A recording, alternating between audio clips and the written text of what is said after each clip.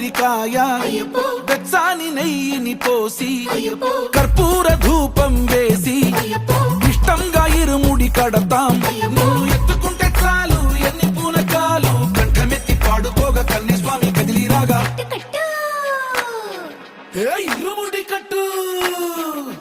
కట్టు కట్టు కట్టు కట్టు ఇరుముడి కట్టు ఎక్కు ఎక్కు ఎక్కు ఎక్కు సారి మల్ల